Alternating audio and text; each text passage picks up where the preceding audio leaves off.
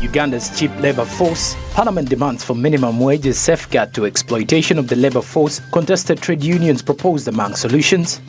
And in regards to limiting the manufacturing bill, Energy Minister Nankabirwa confirms intervention on high taxes and energy tariffs, while President Museveni cautions manufacturers on failed value-added exports. We then look at import substitution.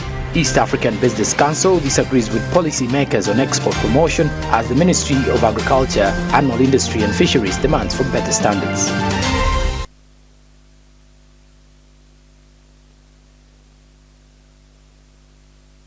Now let's get right on to it as we kick it off with import substitution.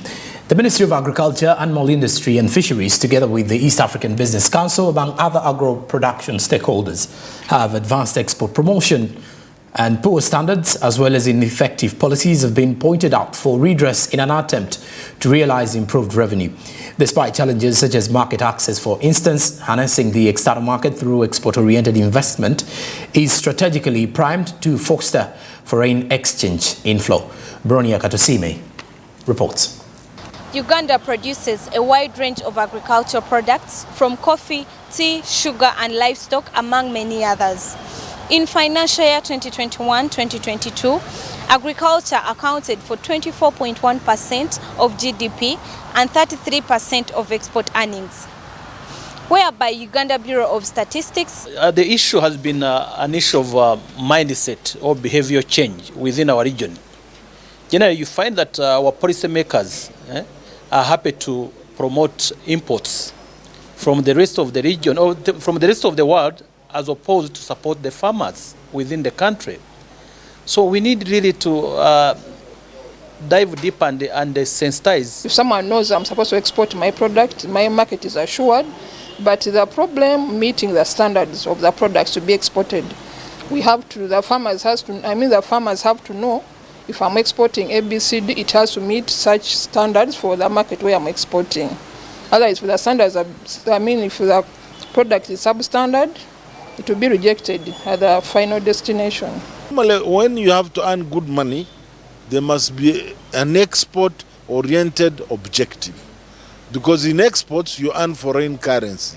Foreign currency is what buys us what we don't have. So if you only have local shilling, the economy can't grow. So you need that part of export to make sure that the balance of trade is okay. Fostering an environment that attracts more investors and ensures export-focused initiatives will help Uganda harness the potential of the agriculture sector. This approach will not only boost competitiveness, but also ensure the increased inflow of foreign currency, strengthening the backbone of the nation. Bronia Katsime, Smart 24 TV, Business Today. All right, now let's talk limiting the manufacturing bill, as the Energy Minister Ruth Nankabirwa has pledged unwavering support for the local manufacturing industry. The minister has vowed intervention on taxes and high tariffs in the energy sector to the benefit of the manufacturers. Now, during her field visit to Tembo Steels, she further raised the president's warning to factories that have failed to value addition for export products. In this report, Ronan Ahawa brings you all the insights.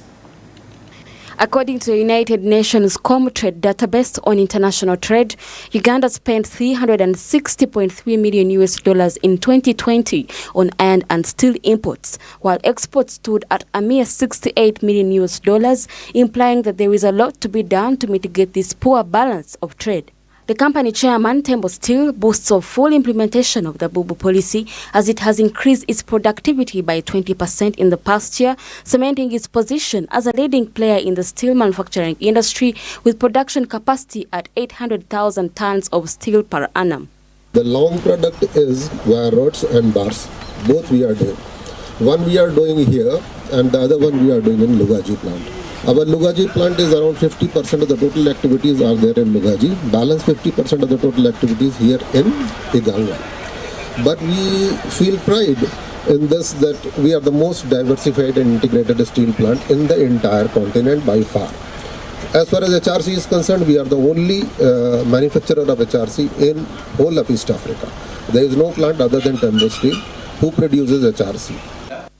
Honorable Amos Lugolobi extends his gratitude for the alleviation of the burden resulting from the reduction in the steel import bill. He acknowledges that this significant step has played a pivotal role in contributing to the nation's positive GDP growth. Been importing a lot of raw material for the steel sector because no country can grow without the steel industry. You cannot grow without construction. Definitely not. It's the backbone of modern civilization. Yeah, it's a backbone of civilization and development. So you are really helping us to integrate what we have here and produce final products. And that way saving us a lot of foreign exchange. Perhaps our foreign exchange rate rather would not be the same if we continue to import the raw materials for steel. Energy and Mineral Development Minister Honorable Ruth Nankabirwa assures the government's unwavering commitment to bolstering production by pledging renewed support through tax reduction and lower electricity tariffs. From the raw material up to the last product. And we are in the field as a committee, a cabinet committee on mineral development, to exactly see this, interface with people who are engaged in this business, get the challenges they are faced with. Similar challenges almost faced with Tembo, high electricity tariff and intermittent power, but also there are taxes that are being put on Tembo, yet he is doing value addition 100%. So we are happy that we are able to get this, and as a committee we are going to expand our scope and make sure that we discuss these challenges and recommend to Cabinet so that we see full production where the investor is making break even and making profits, but at the same time promoting Buy Uganda, Build Uganda. Uganda's steel production for both domestic and export markets currently stands at an estimated 585,000 tons per annum. That is 35% of installed capacity. Of these, 210,000 tons is liquid steel production, which is mainly produced through scrap smelting in the induction furnaces. Runana Habwe, Smart 24 TV, Business Today. All right, now let's head to the Uganda-Russia ties. As on the sidelines of the second Russia-Africa summit, President Vladimir Putin and Yoweri Museveni have engaged, highlighting several key areas of cooperation between Uganda and Russia. Oil exploration, nuclear energy, fertilizer trade and electric mobility, among others, were topical issues before the fall of the two-day convention in St. Petersburg. Despite a couple of major African states missing out on the St. Petersburg Convention, Uganda's presence has had mileage as President Museveni and Putin took time to negotiate key areas of cooperation. The promising oil industry was fronted in the discussion as Museveni encouraged Russia to consider investing in the East African crude oil pipeline, whose works had slated for late this year. The interaction is expected to set stage for subsequent efforts, underscoring importance of cooperation to foster mutual growth and development. Propose new areas, like for instance the area of refinery and exploration of for petroleum products. We have got some little oil which we want to export as crude, but also refine for the East African market. Then we have got the pipeline to the ocean for the crude oil, in which we are involved with Total, the French company, and some Chinese companies, but Russian companies can also come in and invest in that East African crude pipeline because it can pour the oil of not only Uganda, but even South Sudan and Congo. Subsequent discussions lay ground for agreement to construct a nuclear power station in Uganda as the country tends towards robust industry and energy trade. The development is expected to add extra electricity generation to the country's portfolio. Museveni further urged Russian companies to invest in the fertilizer industry and as well consider mineral value addition other than importing. We have also agreed with the Russian groups on building a nuclear power station for generating electricity. And that one is going on, and I'm very happy with that. Then we have fertilizers, very big potential for phosphates and for potassium and also for ammonia. And I would want to invite Russian companies to if they can, to take part in that. A deepening of the economic ties between the two countries is expected to advance scores in sustainable energy and agricultural productivity, among other targets.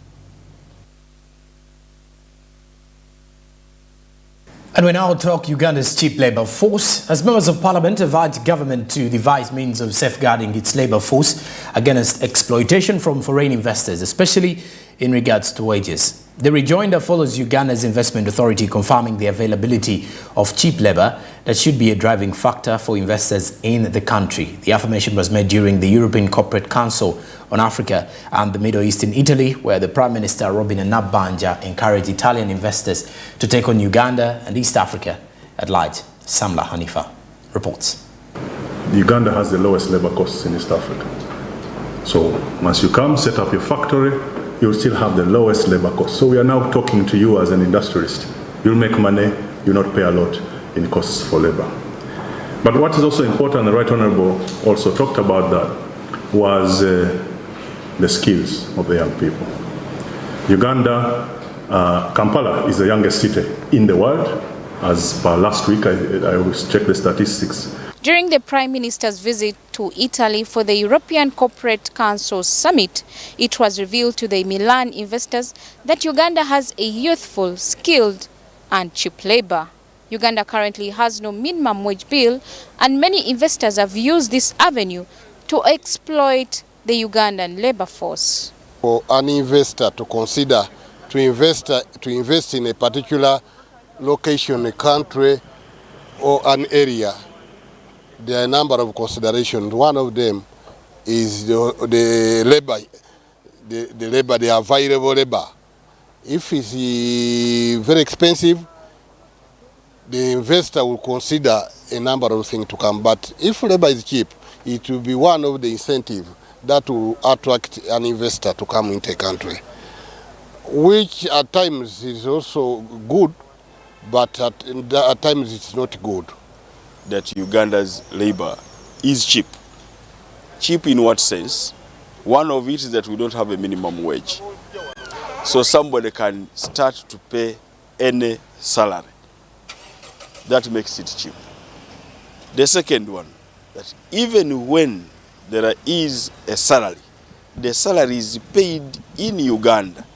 If you evaluate it to $1, they are really cheap. What the Prime Minister did was something good, because in one or the other is promoting business. He wants business people to come and invest in Uganda. And any business person, if you tell him that we have labor available and which is not expensive or costly, will be attracted to come and do business. So for that, I credit the Prime Minister for doing that.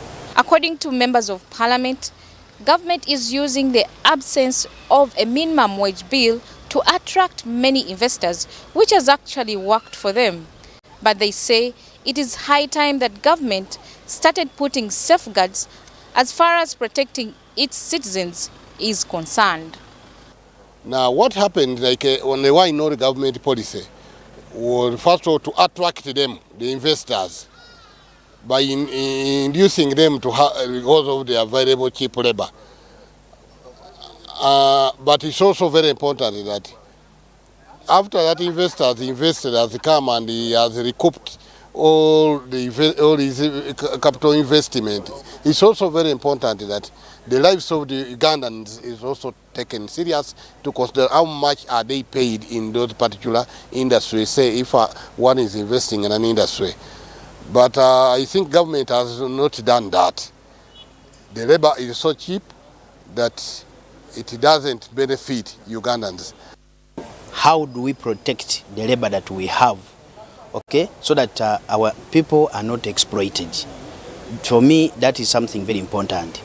You imagine an investor comes, you give incentives, you give free land, you do all these tax holidays, and then at the end of the day, this person is getting a lot of profit, but is exploiting our workers, our Ugandans. So I think we must do something. Then you find that when they come here, don't they give these small casual labor jobs to our people? You'll never find a serious accountant there. You'll never find a serious lawyer, whatever. So they just exploit. I think we must have serious agreements, okay, when we engage these people, to the effect that all these key positions, if there are 10, 8 of them should be by Ugandans, unless it's something that requires expertise that we don't have in Uganda. Honorable Mugole Stephen has however advised Ugandans to start joining trade unions because for them they have a minimum wage for their workers. The legislator says whether Uganda gets a minimum wage or not, Ugandan labor remains cheap and the only way out is through trade unions. As the president and our government continues to deny workers a minimum wage, there is what we call trade unions. Every worker is just supposed to join a trade union. We have trade unions cutting across the entire sector. 43 trade unions. You have to join one of the unions in that sector. What does that mean? That every organization where there is a trade union, there is a minimum wage. Because the unions negotiate what will be minimum for that organization.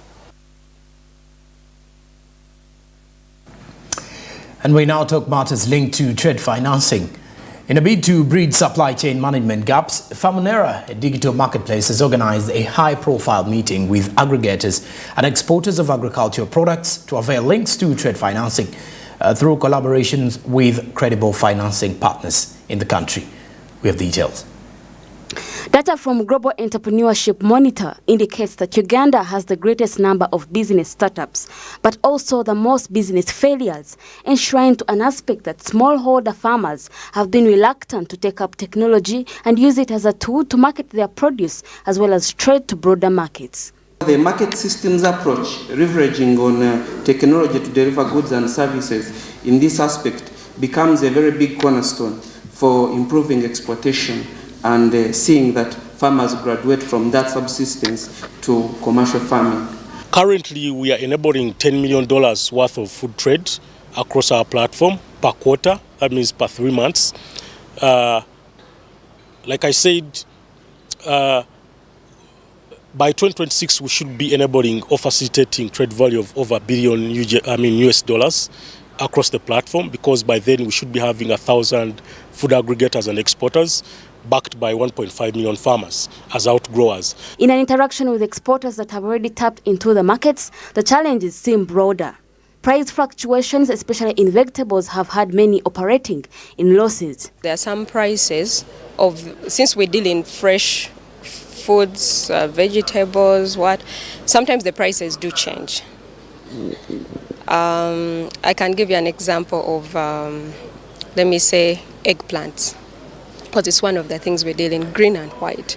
There's when you can wake up and let me say a kilogram is at 1,500.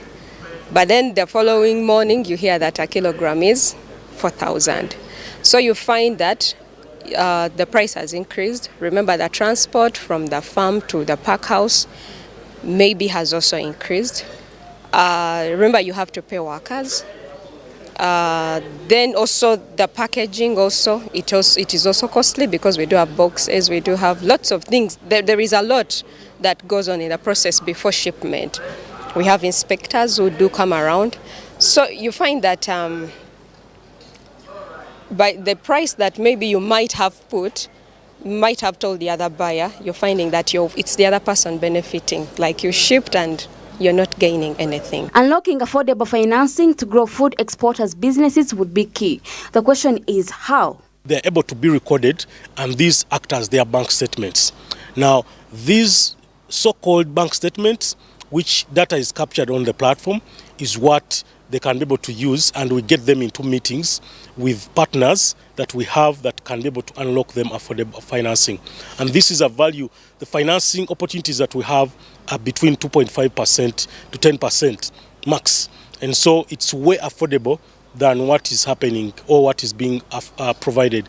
The Farmunella platform intends to leverage digital market aspects to resolve boundary limitations and exploit markets across Africa, Europe and the United Arab Emirates. Rona Nahabwe, Smart 24 TV, Business Today. Now elsewhere in Kasese, the vegetable market is falling. As in a challenging market development, vegetable prices have tripled in Kasese district, causing a crisis among vendors and consumers. The market sales are dropping as the community shies away from the price hikes attributed to supply chain challenges and the misuse of irrigation resources. Despite being a leading vegetable producer on the local markets, the district now finds itself dependent on neighboring regions to replenish its supply. We have details. Kasese district, a major food producer, is facing scarcity and soaring food prices due to a prolonged dry spell. Onions have tripled in price, reaching 20,000 shillings per bowl from the usual 8,000 shillings. Additionally, tomatoes and cassava have also experienced significant price hikes. The LC5 chairperson, Muhindi Alfazi Bukombi, blames the situation on farmers planting non-essential crops like mangoes on lands made for irrigation schemes. It's true, the prices of goods and services are going up, especially the food stuff in our markets. The reason is food prices go up in response to the demand. One challenge we have had that there was a poor season as a result of the poor weather. Market vendors have faulted the district leadership for permitting farmers to grow the mangoes on irrigation lands, as high prices have resulted in low customer turnout, leaving a passion fruit vendor, Masika Aisha, struggling with the challenging business environment.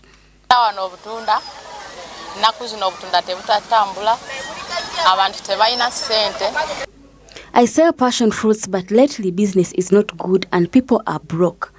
Buyers are very few, it is hard to get customers. I call on those that are able to come and support us. With low production in the district, the LC5 chairperson stated the vendors are relying on neighboring districts and even sourcing for products up to Tanzania. Those pieces of land had already been preoccupied with those. Then phase 2, where we have also had the second phase, but some other parts of the phase 2 are at a higher altitude and the water level is zero and therefore cannot be supplied to the farms. So they are also still relying on seasonal rain. But where they have been able to water their crops, they are able to produce. But like I did say, much of the production there, apart from rice, has been on horticulture. With FAO reporting a reduced harvest in Uganda's first planting season of this year, Kasese's stifling production could have a spillover effect to the rest of the country. Catherine Namgera, Jenny Daniel for Smart 24 TV, Business Today. Well, in Business Today, it does take a break, but we return with more business reports, so stick around.